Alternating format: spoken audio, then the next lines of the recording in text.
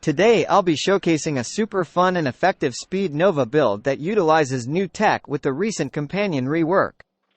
I am using Nova not only so enemies take double damage from all sources, but this build also speeds enemies up so they can rush to their doom faster. The Tenet Ferrox is optional, but I will be using it specifically for its mild tether effect to grab and pull enemies into a cluster and make primary obstruct proc easier. While its cooldown is still pretty harsh, even when maxed obstruct will cause nearby enemies, even Eximus, to have their weapons jam for a few moments, which means less enemy fire towards you. The Helios build incorporates Contagious Bond, which causes half of all procs on a killed enemy to spread to nearby enemies when killed by the Sentinel, Vicious Bond to strip 15% of enemy armor per hit by the Sentinel, Duplex Bond to create additional invincible clones of my Sentinel as I use energy, and Fired Up to simply increase the gas damage on my Sentinel weapon. Since Helios will armor strip enemies in a few seconds, gas damage is used to create a cloud of damage, perfect for the enemies grouped up by my Tenet Ferrox.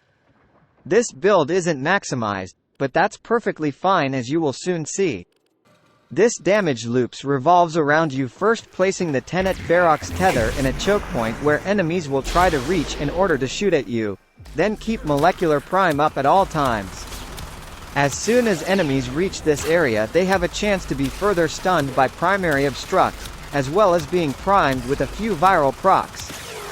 Then, Helios will have a straight shot to damage the enemies and strip their armor, and because Molecular Prime counts as enemies being affected by an ability, this armor strip is spread to all nearby enemies instantly, causing the gas damage to quickly shred their health.